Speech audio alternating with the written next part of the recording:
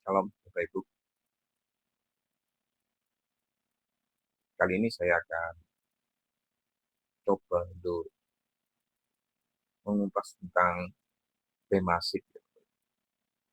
Apa bemasif itu? Kursi pengadilan Kristus bagi orang percaya. Apakah ada kursi pengadilan Kristus untuk orang yang tidak percaya? Nah, ini ada dua jenis pengadilan yang berbeda ya Bapak Ibu. Setiap manusia itu akan berdiri di hadapan Allah, tetapi Alkitab membedakan dua jenis pengadilan Bapak Ibu. Yang pertama adalah pengadilan yang jenis yang pertama, ini adalah Great White Throne, tahta putih besar ya, yang dinyatakan di Wahyu 20 ayat 11 sampai 15, yaitu pengadilan untuk orang yang menolak Kristus ya, menentukan hukuman kekal ini ya. Yang kedua adalah pengadilan jenis yang berbeda. Inilah yang dinamakan Bema Seat. Bisa dibaca di 2 Korintus 5 ayat 10 dan Roma 14 ayat 10 dan 12. 10 sampai 12. Pengadilan Kristus khusus untuk orang percaya, bukan untuk menghukum dosa Bapak Ibu ya, tetapi untuk memberikan upah. Banyak orang Kristen takut mendengar kata pengadilan, tetapi di Bema Seat bukan keselamatan kita yang diadili Bapak Ibu, melainkan kualitas hidup kita setelah diselamatkan. 2 Korintus 5 ayat 10, sebab kita semua harus menghadap tahta pengadilan Kristus, supaya setiap orang memperoleh apa yang patut diterimanya, sesuai dengan yang dilakukannya di dalam hidupnya, baik ataupun jahat. Roma 14 ayat 10, tetapi engkau, mengapakah engkau menghakimi saudaramu? Atau mengapakah engkau menghina saudaramu? Sebab kita semua harus menghadap tahta pengadilan Allah. Apa itu Bema? Asal kata dan makna Alkitabiahnya apa? Kata Bema berasal dari bahasa Yunani yang berarti, ada dua arti ini Bapak Ibu ya, panggung tinggi, tempat hakim berdiri mengumumkan keputusan, pledoi. Podium perlombaan atau yang lain, tempat atlet menerima mahkota kemenangan.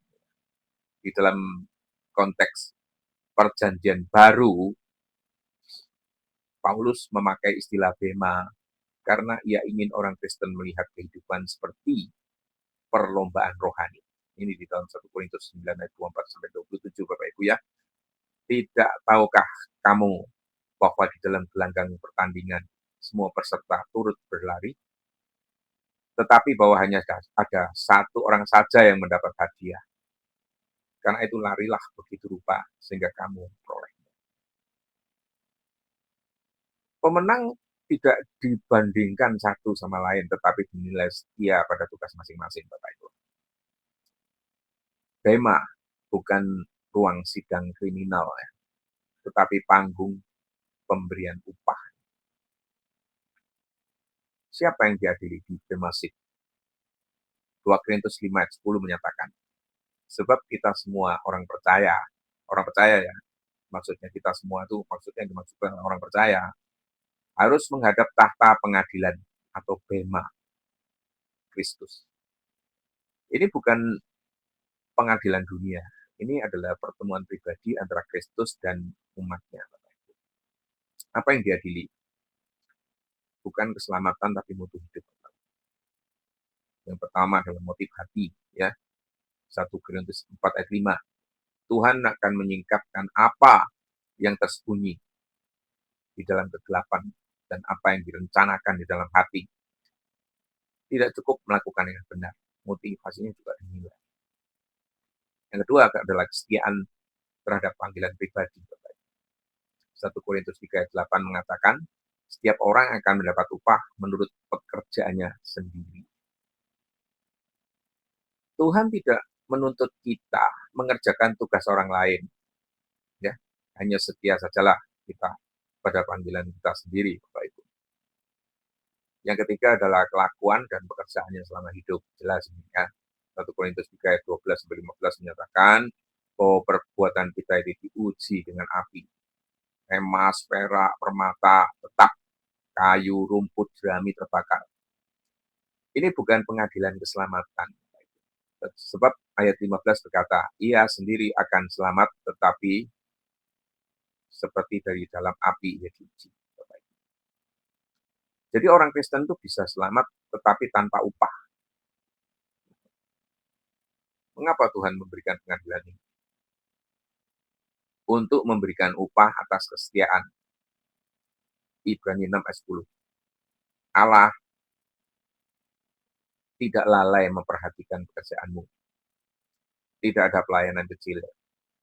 Tidak ada kebaikan yang dilupakan oleh Allah. Untuk menyatakan keadilan Tuhan. Ini.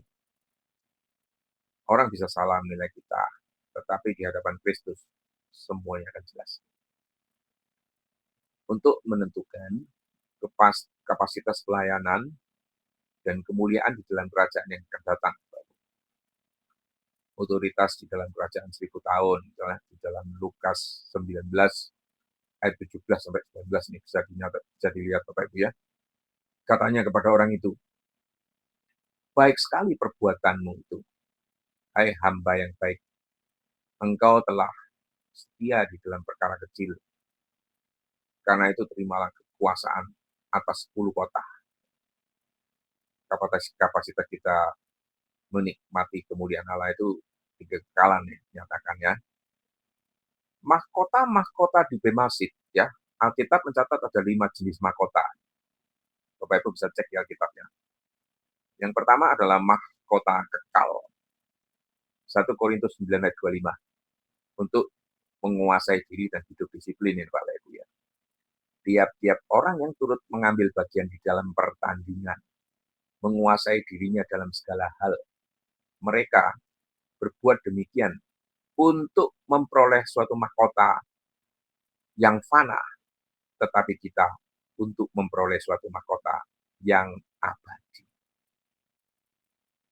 Yang kedua, Bapak Ibu, mahkota kebenaran. 2 Timotius 4 ayat 8 mengatakan, untuk mereka yang ngasih kedatangan Kristus ya. Ini bunyinya. Sekarang telah tersedia bagiku mahkota kebenaran yang akan dikaruniakan kepadaku oleh Tuhan.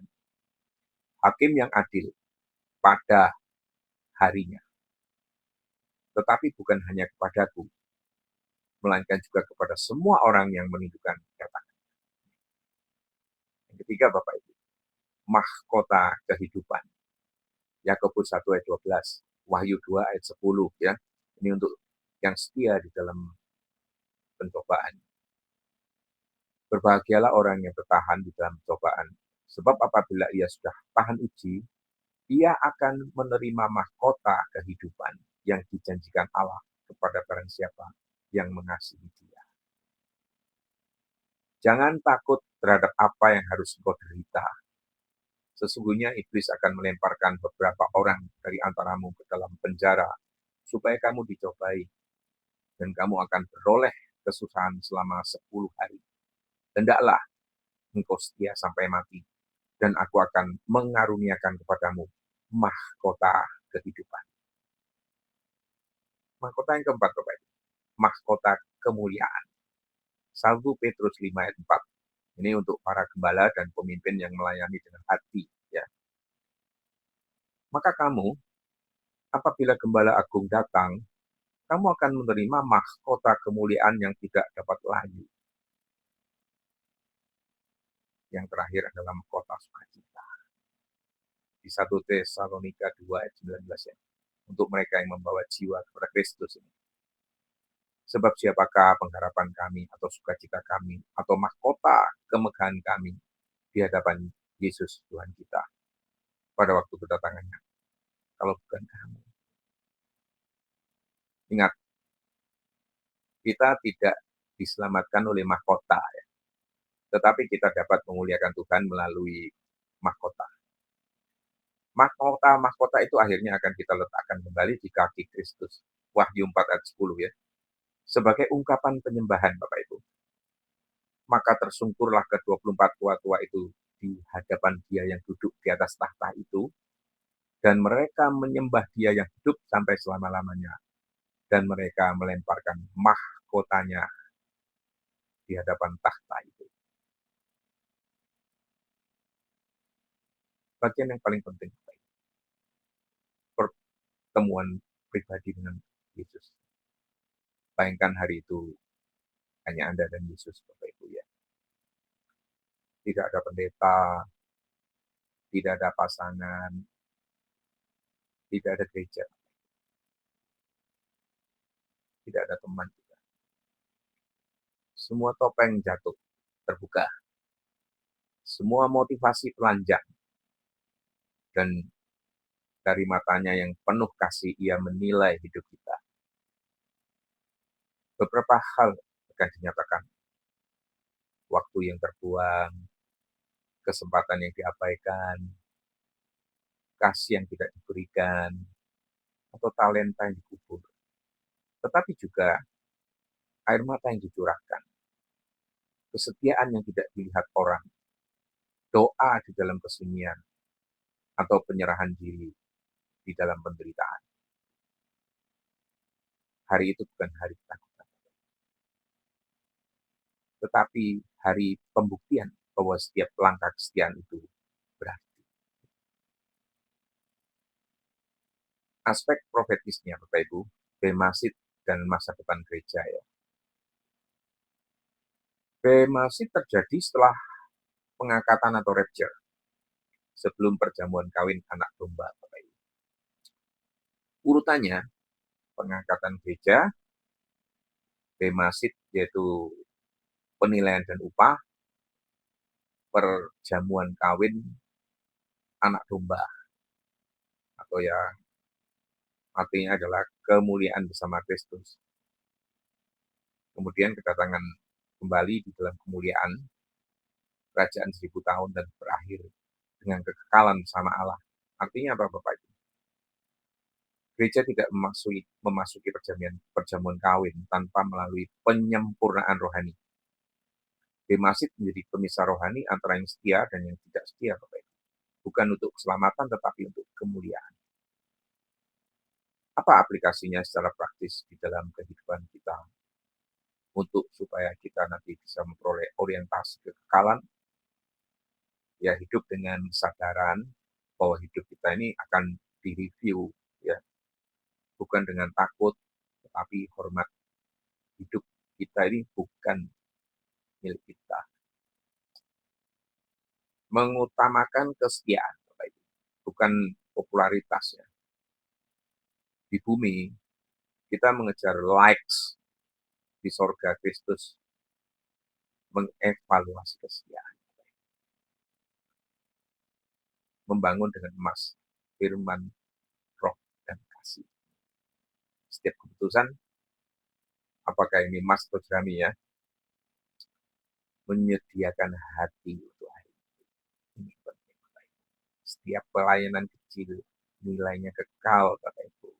Dan sebagai penutup, pada hari ini Bapak Ibu, pada hari bemasid, tidak ada yang bisa bersembunyi.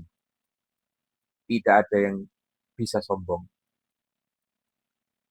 Tidak ada yang akan dilupakan. Semua yang tersembunyi akan dibalas oleh Tuhan dengan adil dan penuh kasih. Yesus tidak mencari orang yang sempurna, Dia mencari orang yang setia. Tuhan melihat alasan, bukan hanya perbuatan. Seseorang mungkin memimpin pujian dengan suara indah, tetapi motivasinya ingin dipuji. Di hadapan Kristus itu hangus seperti jerami. Tetapi seseorang yang hanya memberi 2 keping mata uang dengan hati tulus dan penuh kasih, itu menjadi emas murni di hadapannya. Di dunia, angka adalah segalanya. Banyak jemaat, banyak pelayanan, banyak program, tetapi Yesus bertanya, apakah engkau setia dalam perkara-perkara kecil. Tuhan tidak bertanya, berapa besar pelayananmu? Berapa besar uang persembahanmu? Tapi berapa setia engkau dalam bagian.